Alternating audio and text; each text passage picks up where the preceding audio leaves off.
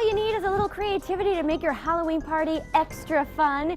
Jenn Press Arata is a food writer and has some frightfully delicious ideas for us. Welcome back, Jenn. Thank you. All right, we're going to talk a little bit about costumes. Sure. Tell us about yours. Well, I am a skeleton, and I'm showing that I have baby on board, so my little girl's here with me today in spirit. Oh, I love it. So adorable. And you always throw a heck of a Halloween party every year. We do. We had our huge bash this weekend, about 40 people all over the house. Everything's decorated, and actually a lot of the treats you see here we used at our house. So. All right, well, let's get started. Tell us how we make our parties extra special. Okay, well, starting all the way to the left, I always like to label my food. People have allergies these days, or they just want to know what the heck is this. Sure. So instead of individual labels this time, I made a menu just because a lot of these things are kind of self-explanatory. So you have that there. We'll start with the Nutella bat truffles. So they're very decadent chocolate hazelnut, but they're very simple to make. You just basically need a mixing bowl, put all the ingredients together, no bake. And then they're flagged by 2 little cookies for wings. So you kind of just scoop them out and put the cookies scoop on them, the roll side. them. They go in the freezer for a little bit to hold up, and it's nice and easy and fun, to get the kids involved. Throw everything in the bowl, and you're done. Great. So, and that's actually the most complicated recipe. Everything you see here, it's a lot of store-bought ingredients, so you have a little bit of help when you're making your party. All right, and what's the spider webs? That looks delightful. That's just a brownie mix. So very easy. Of course, you could do it from scratch, but sometimes we just don't have time to do it. So it's a nice box brownie mix, and then we have frosting in a can. If you go to my site, thatsojenn.com, 2 S's and 2 N's, I'll show you step by step how to make it, and then those are some fun spider rings on top. So little prize. Now, in the beginning of the show, we talked about severed fingers. Yes. So these are right here. So don't be scared. But this is another great example. It's 3 steps, 3 ingredients, and help from the store. So if you want to make one over here. Yes. We'll make these are cookies, and you can take just a little bit of jam, and an almond for a finger. Now, what's great about this, your kids are going to be hopped up on sugar.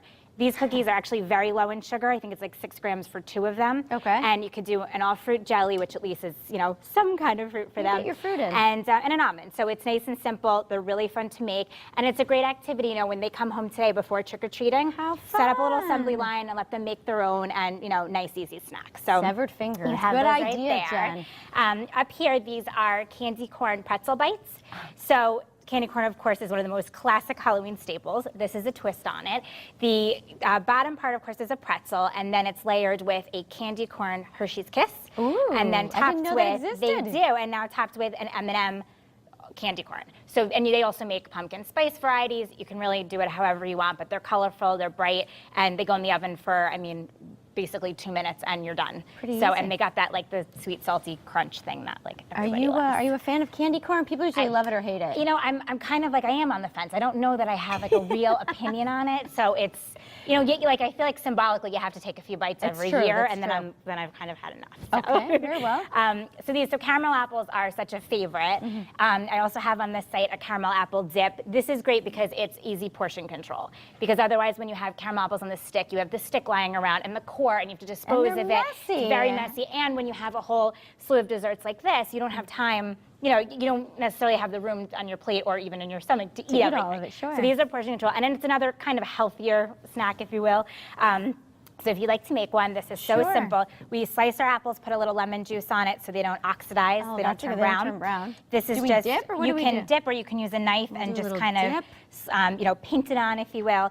And then this is cookie crumbles. So I have orange and black for Halloween, and you just dunk it right in on either side, Is and it you're orange done. and black Oreos, or what are you finding? This was a kind of a sprinkle mix, but you can use regular sprinkles or Halloween-themed sprinkles. If you prefer, anything you can find in the store, and then they're simple So as that easy, right I like there. that one. So easy and really fun to do, and another recognizable treat. And if you pop them in the freezer before serving, they'll hold their shape and solidify. So. All right, we gotta have pumpkin at Halloween, Of course, right? I am a pumpkin fanatic. That's so Jenn. There's tons of pumpkin recipes, pumpkin lasagna. There's a pumpkin pesto for quesadillas. Really great stuff. So this here is actually a very versatile option. 2 ingredients. So all it is Cool Whip and canned pumpkin pie mix. That's it. Wow. And you mix it together. And what's great about it, you'll have a little leftover because you have to eat some when you make it. But then you could store it actually in the tub. And you can pop it in the freezer if you don't use it right away, and it defrosts beautifully. So you can serve it here as a dip with graham crackers, or you could put it into pie shells, and it's a no-bake pumpkin individual pie, pumpkin which pies, is I great. love So, that. and here, what's perfect about this is the portion. You just take your ice cream scooper and plop it in, and that's basically all the filling you need. It takes you, I mean, 5 minutes to fill. Very So it's easy. wonderful. I also have no-bake pumpkin pudding pies, which I did on the show last year, on the site. So if you're looking for variety, Great. you can also sprinkle chocolate chips or nuts or cinnamon chips if you want to take it to another level. Very So, good. All right, Jen, we have about 30 seconds left, and Sure. I know how important it is you like having parties with trick-or-treating. favors. Absolutely. Always send them home with something, especially something sweet on Halloween. So here we have your options, different candy choices, some wrapped, some unwrapped. You can also add baked goods to the mix they could take from your table here.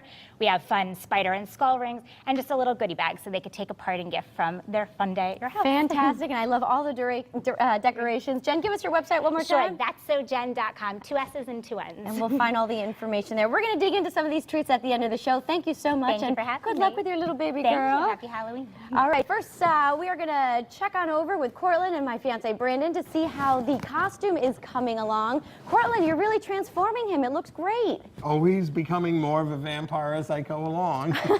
Now he's a Victorian vampire. What's the difference there? Well, it's you'll see when he gets the rest of the costume on. I will.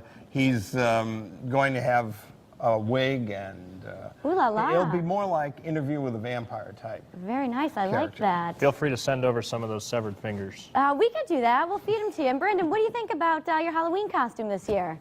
I think that it's going to be one. I'm going to be a Victorian vampire. It's going to be a lot of fun. All right, we are going to check back in throughout the show. Thank you both so much for being here. And up next, you won't believe your eyes. Illusionist David Garrity takes stage 8 when style returns.